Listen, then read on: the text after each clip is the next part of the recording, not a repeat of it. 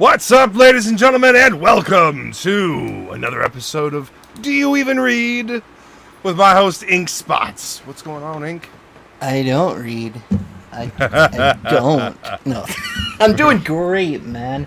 I'm feeling good. I just, ready to talk about some comics, man. Hell yeah.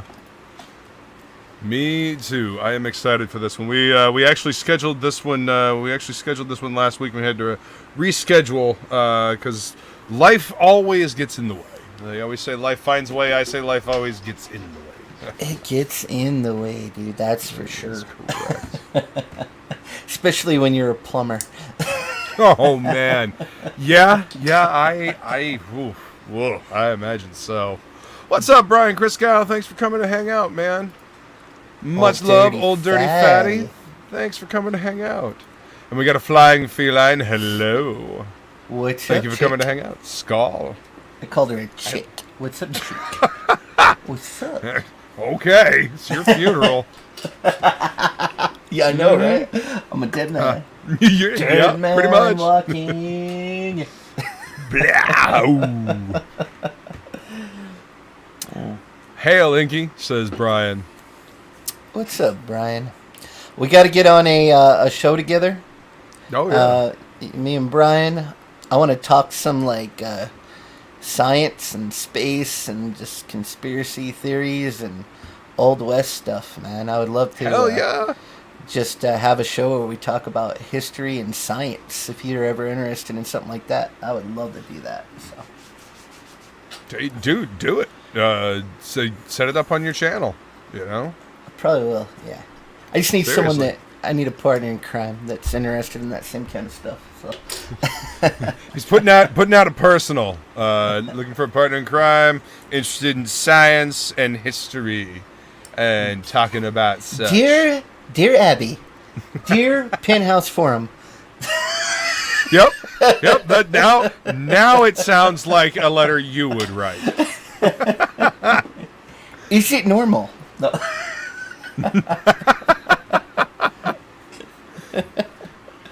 I don't feel right. Is this right? Mm-hmm. He says just hit him up. Right on, Brian. It'd be fun, dude. Excellent. See, Yeah, connection. maybe whatever we decide we're gonna talk about, I'll draw something or paint something for the thumbnail every week.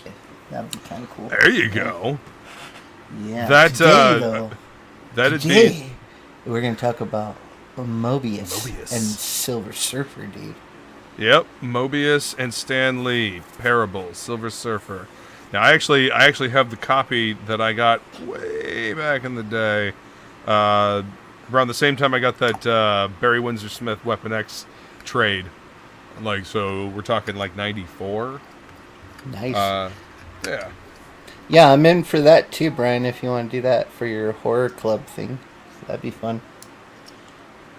I only know stuff from when I was I only know stuff from when I was a kid, though. I'm not really a current horror movie guy, so. Well, I mean, some of the older stuff and the classic stuff is actually a lot better than a lot of the newer stuff. Yeah. I don't know. Reliance on CGI and not enough practical effects and jump scares. I'll tell you right now, the movie that scared me the worst of all time, and I don't know, you might laugh. Okay, so me and my wife went to the theater. There was really nothing playing at all except for the Blair Witch Project. Okay, now you got to understand, I never even heard anything about this movie. I had no clue. The lady behind the counter, when she sold me the ticket, she goes... Hell, curios. She says, this is a real-life documentary. This happened. This is a documentary, and they found this camera, and this is what really happened. So, even though the movie actually sucks balls, I'm sitting there glued to this thing, and it fucking scared the shit out of me, because I thought all this shit was real. I mean, I was totally fooled. I thought it was all real shit. Me and my wife both, and it fucking scared the shit out of me, dude. So that's hilarious, man. And then I found out that it was all I was like, oh, God dang it, man. I got fooled, man. And I actually think Blair Witch Project 2 is a much better movie, and it was I think it was actually too bad. I actually liked the second one. So Well, the second one was an actual film. It was, it wasn't supposed to be a found footage thing. I mean, but that movie like birthed an entire genre of filmmaking. That whole found footage thing, that whole first person camera thing. oh yeah, that was like new. That was like the camera. The first time that was really, I don't know if it was the first time, but it was the first time I ever like encountered it like that. So I don't know if it works anymore. Now when I see stuff like that, I don't really, it's like, I've seen it before. But that was like one of the first times I saw that, and that definitely freaked me out. All other movies didn't really scare me. I thought they were funny when I was a kid because I started watching horror movies, Nightmare on Elm Street, Poltergeist, when I was a small guy because my mom loved horror movies. And so I was probably, God, I was really young, like 7 or 10 years old. And I thought Freddy Krueger was the most hilarious thing ever. I loved it. I didn't even know it was like so. I was a weird kid even back then. Evil Exorcist, Dead. Yes. Evil Dead, not as much, but I mean, I saw Evil Dead later.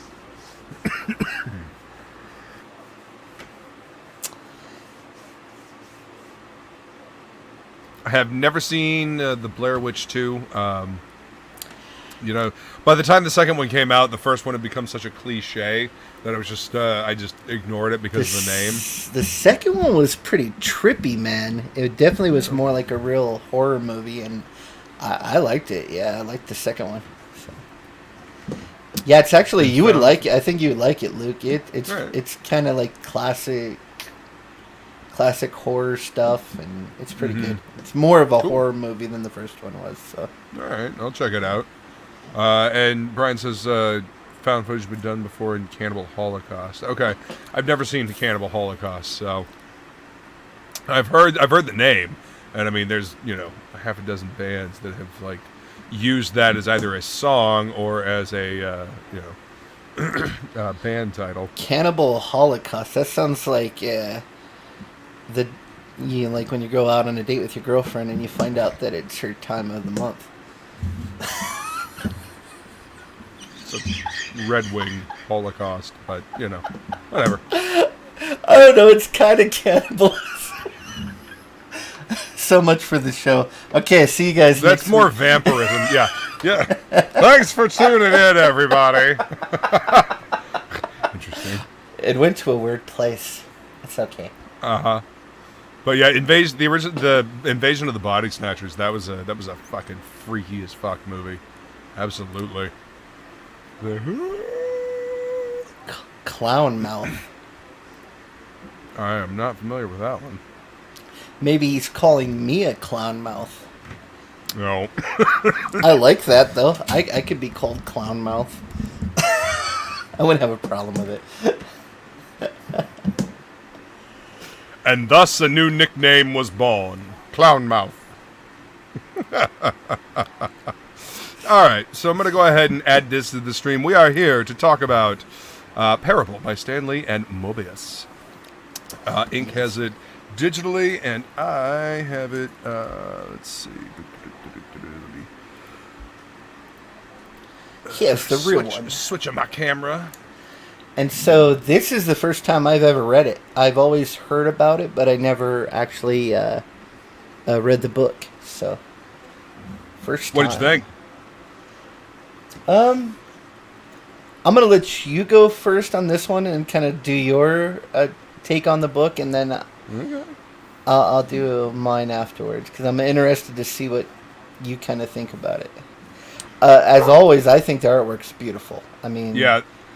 When my first impression of this book, you got to remember, I got this in what was it? Is there a copyright on this? Like 94. I think that's what it was. And this is the first time that I'm seeing Moebius's artwork. You know what I mean? This is the first time I'm seeing this level of storytelling. Like this kind of imagery. Like the colors, like these muted colors, but this this kind of stuff just jumps out at you. The stuff in the background. I remember poring over these pages as a kid. You know. I'm gonna shut my door real quick here because the dog's barking at fleas or something. So.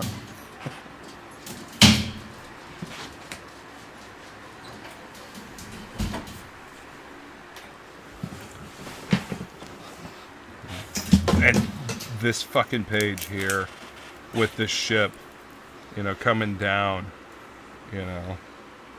So, oh and, yeah. You know, you have no idea who this bum is. You know, people are just, you know, pestering him. You know. Yeah. You know, have no idea what's going on, and then all of a sudden, boom. You know, and this you know, what year did fucking Independence Day come out? Oh God, that was in the 90s, wasn't it? Yeah. Yeah, this book was 72 or 71 when this came out. Fuck, I don't even remember. 71 or 72, I know. It's one of those, but... yeah, and so for me, Moebius, I've always known his European stuff that's more gritty, where it's more like underground comics, kind of. I guess we would consider, like, if over here the stuff he did would have been more like, some of the stuff he did over there would have been like underground comics, because I mean he's drawn full frontal nudity, genitals, everything showing. So yes, yeah. I'm sorry. Okay, it came out in '88. I was scrolling through something looking for the publication date. Came out January 19th, 1988. Yeah. Oh, is that a trade or is that? This is a trade that I have here. I think maybe that's the date of the trade. I thought the actual book came out in 1970 something. Huh. I'm not sure. Mandela effect. No, you know what's going on? Huh. I just read The Demon, and The Demon came out in 1972. Oh, okay. Yeah, that's why. Oh. Yeah, I remember I was looking up The Demon, and that's why that's in my brain. Okay, you're right. Okay. You're right. When you're right, you're right. And you're always right.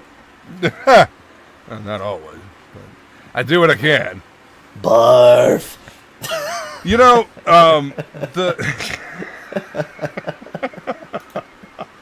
Bartholomew. I love the way he no. Get over there.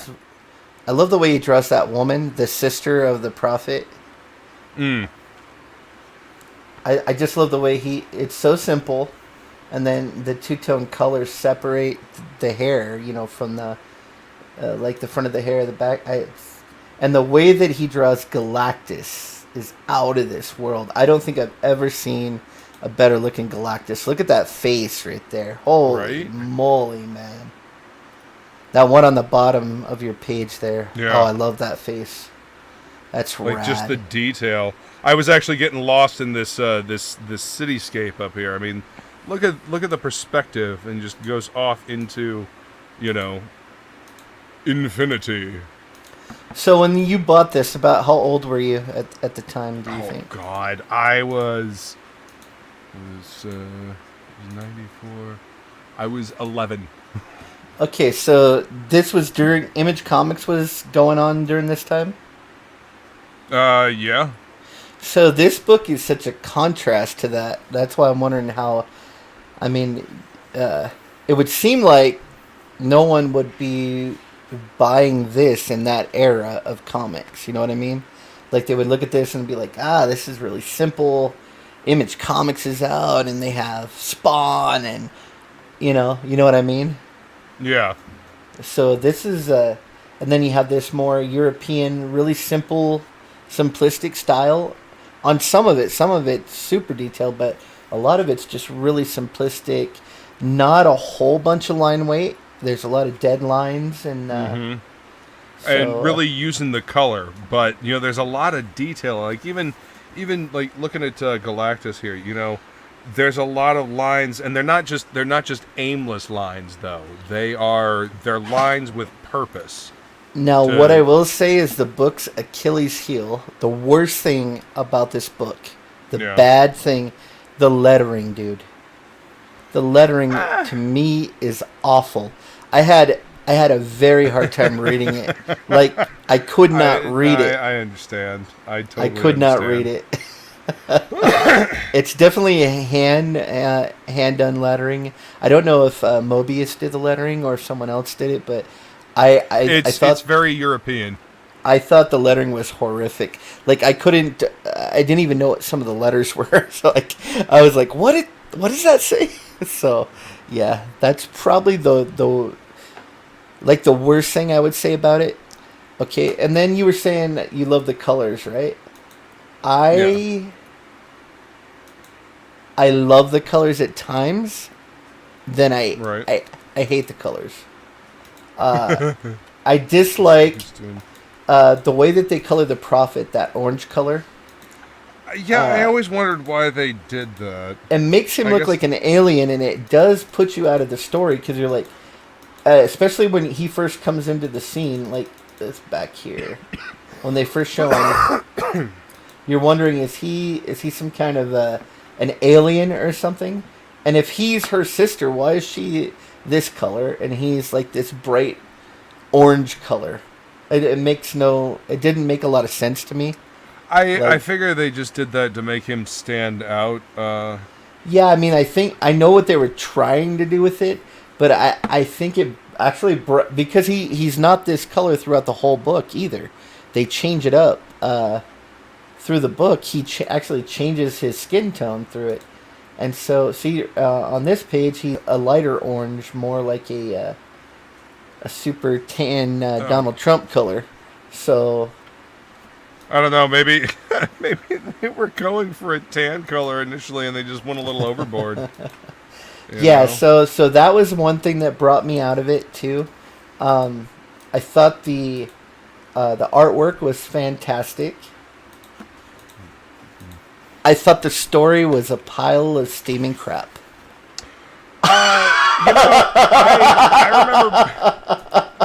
I don't know if that shocks you or not, but I did not love the story. I felt like the story was super preachy.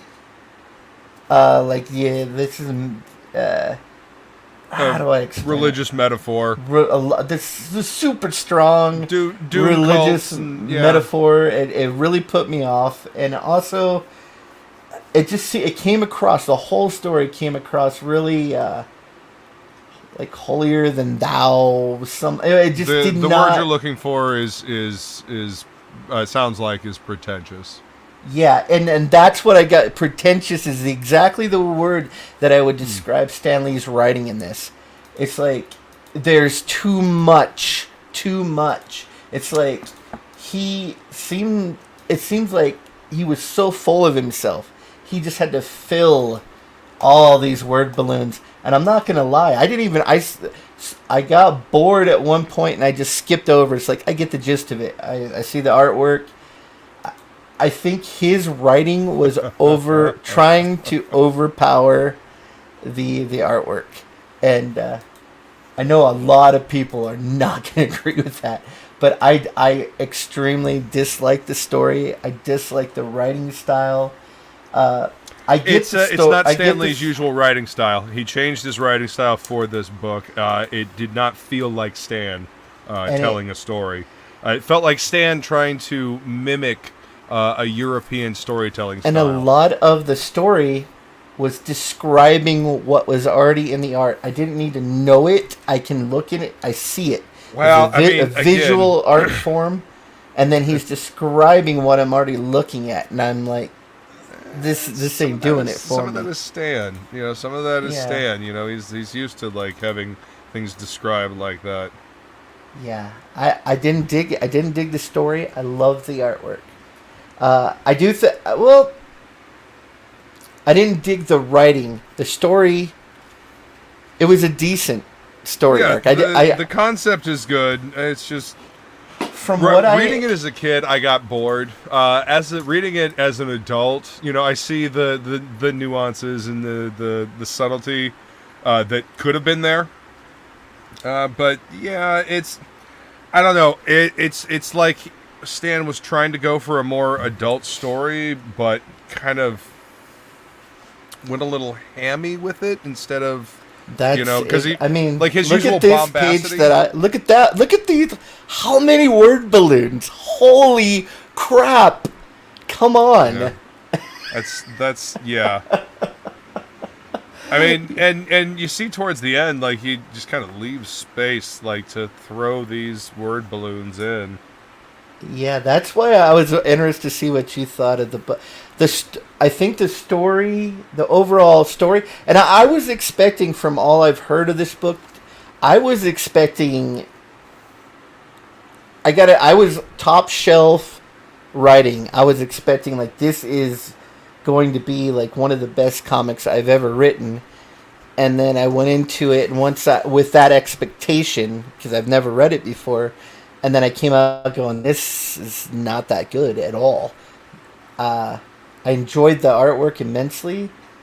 The writing, the story was okay. It was like a 4 out of 10 story for me. It was a story that that theme has been done before. How are these creatures that'll never learn, and Galactus is going to let mankind destroy itself, kind of thing, because it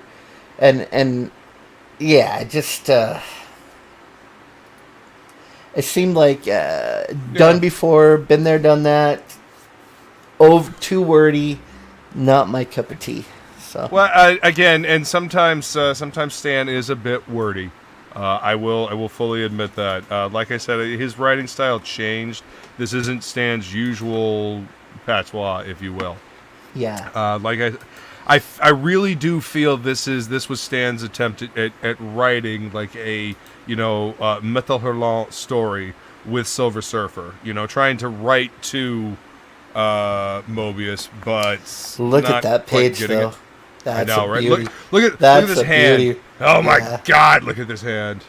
So Kayla, we like the story concept. I like the story concept as well. The execution leaves a little to be desired, and there should be less word balloons. Don't cover the artwork with the word balloons. Yeah. So I would say on the art side, I'm 100% in. What's up, Lola? How's Moebius is. God, I mean, he's a legend, and yeah, he's never disappointed me yet. Every time I see a piece of his artwork, I'm floored. He can use very simple lines, even very few lines, to get a powerful message across. So he's legendary artist. So the book would be worth buying just for that. Just for yes. For me, I would, if I could find one of these originals that didn't cost I looked these up online, and you're gonna spend at least $30 probably if you want to get one. They're not super cheap like most trades you can get for about $8 still. This guy's gonna cost you probably at least $30. You might be able to get a deal on it, but it would be worth buying even just for the artwork. So. Yeah, look at this page. I love this page. And you guys may love the story too. You may read it and act like you don't know what I'm talking about, but well, I mean, it all, and again, sometimes it depends on when you read a story, what you've read before. Like when I'm reading this at a time. Yeah, I'm reading it way after it was meant to be read. And again, if you can divorce something from the hype. That things get, things get cult followings because they're beloved. Things get overhyped. Like Avatar, the movie Avatar. Like I didn't see that movie for years, and everybody's like, "Oh my God, it's so good, it's so good." I watched it and like, meh. It's Dances with Wolves, Pocahontas in space. Yeah. Whee! Yeah, I didn't think much of that movie. I mean, it's pretty, but yeah, it's a pretty movie. Unobtainium. Are you serious with that shit? Get the fuck out. That's kind of how I feel about this. It's a pretty book. Yeah. So I guess in that way, to me, it kind of fits in with the Image books where there wasn't much substance. The stories weren't that great, but the artwork was very good. So, yeah. Yeah. No, I dig it though. I mean, it's This is my favorite page right here. This Galactus looking behind him. Ah, it's just the way he rendered, just this arm, the way he can use a very few lines and it just gets the point across. It's super. It's so great. See this, and the very next page is my favorite page because of the expression here on the face, the hands, the body language here, the emoting with the hands. I don't know.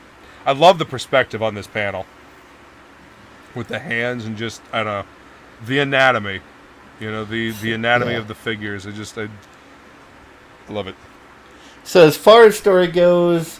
Basically, Galactus made a deal with the Silver Surfer not to destroy the Earth. So when he came back, he comes back and pretends to be a deity, and then tells them all that they can do whatever they want. Basically, take what you want, do what you want, and so the world goes into utter chaos. He's going to let humanity destroy itself. Then he'll devour the planet once we destroy ourselves. And the Silver Surfer. Actually, he doesn't let him. Galactus kills the sister of this guy that wants to be Galactus's prophet, or he tells everybody he's Galactus's prophet. He's really just a religious nut job. Galactus lets his sister get killed, and everybody sees it on TV, and then the whole world turns against him, and he leaves. Freaks out. Yeah. That's basically the whole story.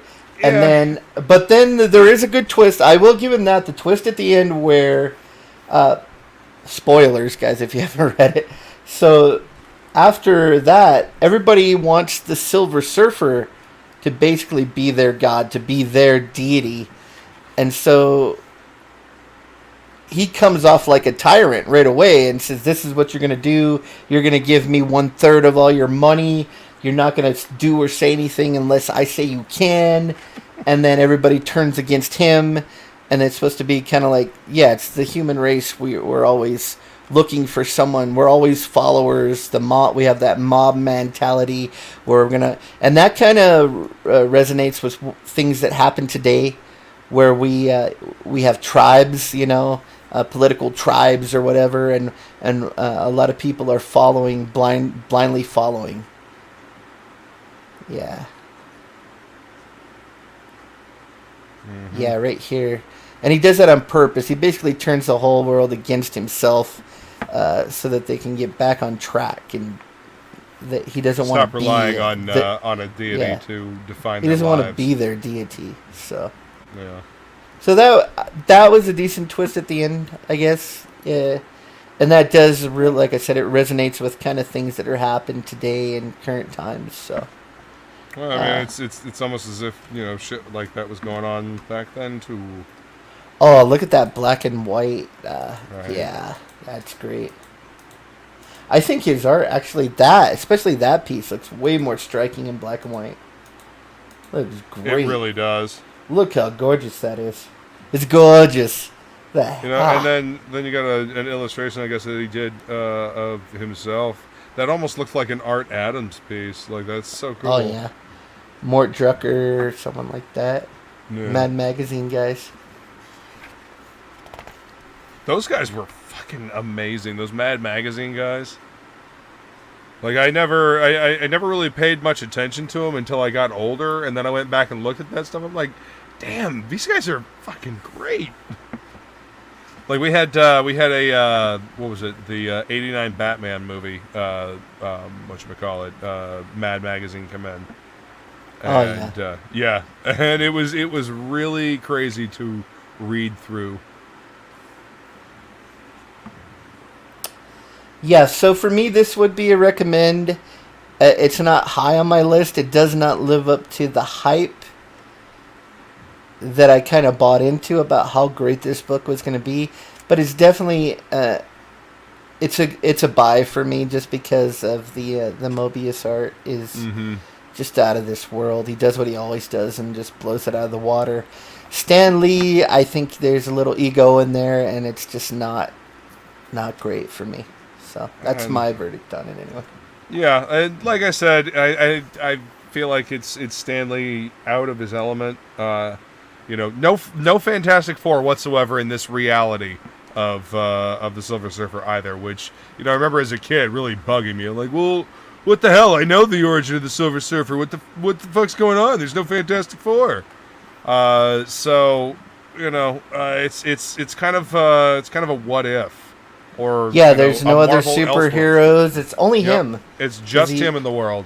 Yeah. So, like I said, going back and like actually experiencing Heavy Metal Magazine and then seeing more of Moebius's stuff actually gave me a greater appreciation for this. I mean, I always loved the artwork, but the storytelling. But I mean, this is overblown.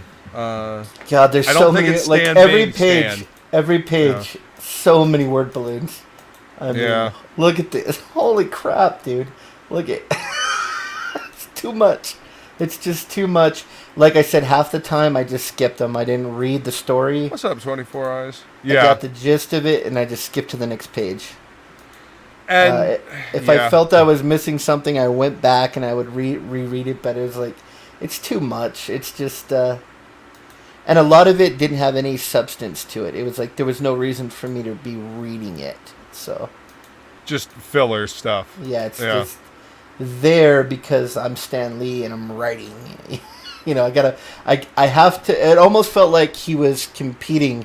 It's like I have to make sure that. What I'm doing is as much as what Moebius is doing. You know what I mean? Right. Instead of just letting the artwork speak and just like adding the subtle nuance and character and I don't know. I mean, you may very well be right.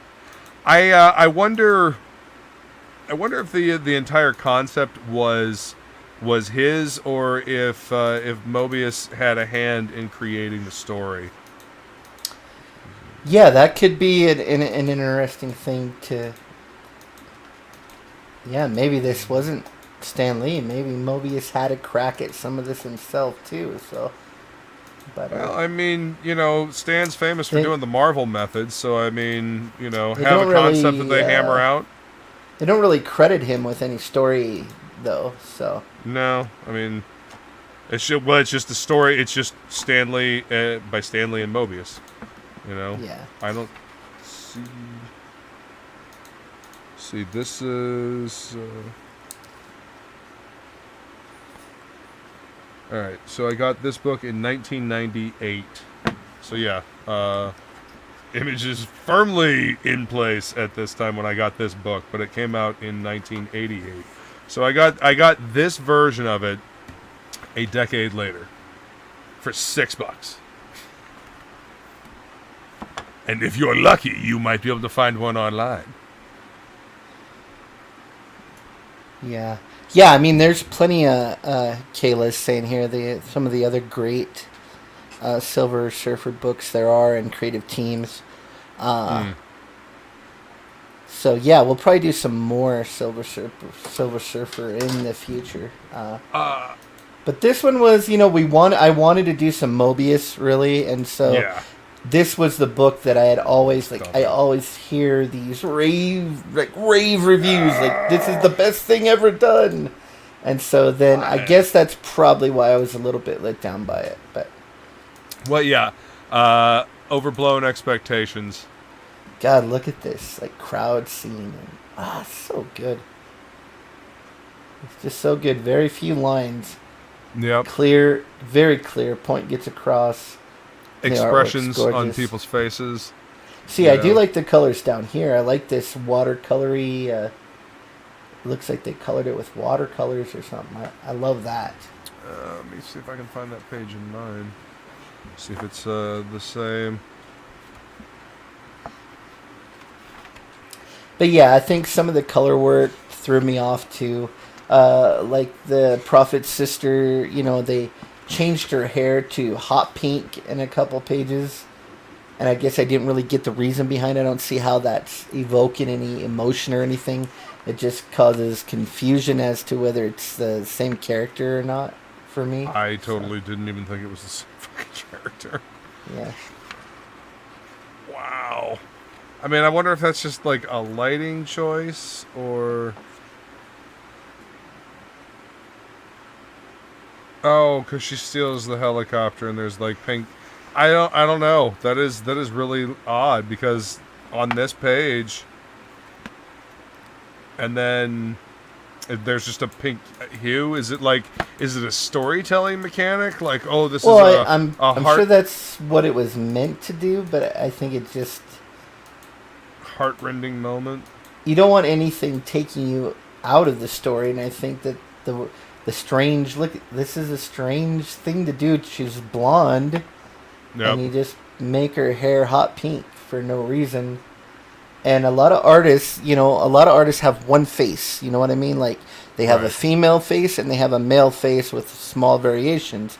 And a lot of telling those characters apart is their outfits, the coloring. And so it almost, like, I did kind of get taken out. Like, is this a different character than what was on the other? So that's... The coloring throws me off. I think... In certain places, it's a home run, and then in other places, it's just it's definitely hit and miss. So, and see, like, the skin tone for this guy changes so drastically. Like, he looks like African American in the bottom corner, then he looks like really tan in the middle. So, right. I'm just, and then the lime green and purple, I'm just. Yeah, I'm not a fan of the colors on a lot of this stuff either. So I wonder if some of the weird, like some of the variations in the coloring are due to the redrawing of pages. Because the redrawn pages, I wonder if they just fucked up the coloring on it. I don't know. Like the coloring on this page, I think the coloring works really well on this page with the orange and the purple. Yeah, so like I said, some pages are a home run and some of them are, nope. So for me, Moebius, I mean, his line work carried the whole book. If it wasn't for him on it, I think that this could be any other random artist in this book would be a complete bomb. I don't think it would be worth even reading. So, Well, here's a conjecture. Do you think that Stan Lee would have overrode the another artist like that, or tried to overcompensate as hard? Do you think it would have been as gaudy of a script? That's true. If there would have been a lesser artist on the book, he may have did a better story. A more classic Spider-Man or something sort of story. Instead of this drawn-out, over-descriptive, almost pompous, like, he's almost coming across as just like this pompous, I'm a legendary writer, just an ass. It's like, you're ruining the experience for me with your wordy descriptions of things that don't need to be described. With your pomposity. Pompous posticity. I did like this part of it where you get to see a little bit of the Silver Surfer's past before he became Galactus's herald. That was good. I always like to see some of that, a little backstory. Well, real interesting. A little worked-in flashback, you know. Yeah. You know, not overdone with, backstory and just getting too deep in the weeds on it. You got a story to tell, but yeah, just a little. All right, here's a connection. But again, I remember being very disappointed that there was no Silver Surfer or any other heroes on this planet, on this Earth. This is supposed to be Earth, but it doesn't really feel like Earth. It feels like one of the strange worlds that you would find in heavy metal. Well, it's a future. It's like this is supposed to be the future after, and even though they didn't make it look very futuristic, I think it would have read better. Because from what I'm getting, it's supposed to be like the future. Silver Surfer has given up on mankind. He's gone to being a homeless man on the street because he just gave up on us. And maybe with a more futuristic cityscape or just back, that would have read better. That it was like way in the future. That would a passage of time had gone by. So yeah, see, that definitely would have sold it a lot better if they had. If this book to me looks like it doesn't really look the future. It looks set in like the 80s. Yeah, like 1985. Take it easy, Kayla. Thanks for coming to hang out. Good luck on your test. See you later, kid.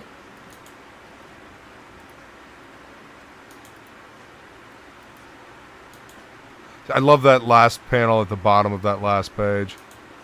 With the again, the hands. You know, the perspective on it, the buildings like that, the motion. I love it. I think it's fucking great. Anyway, I don't think I have much more to say on it. I mean, I'm definitely it's okay. And it's not a long book either. It's not a long book. No, I read it. It's 68 pages total, and some of that is bonus material. So, oh god, yeah. These Did you notice that? Like these pages, he just those 3 pages in a row are just bam, a masterwork right there. 1, 2, 3 out of the park. Amazing. Yep. You know, for a while he was numbering the pages in the art. And did you notice this rocket? Penis rocket. I mean, of course. I'm just saying, where did they get their idea? It's Moebius. Where? Yeah. Yeah, but the new rocket that's flying into outer space looks just like this. I'm just saying, we got the penis rocket going on, so we know where they got it now.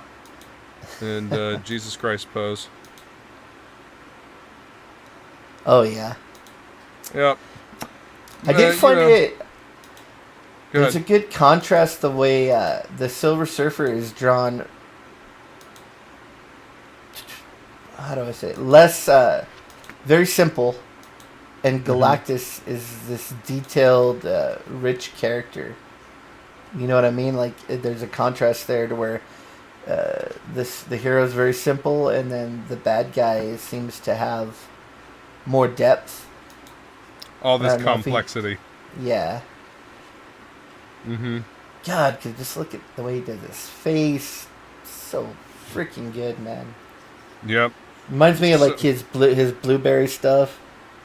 Yeah, I have not read a lot of it, but yeah.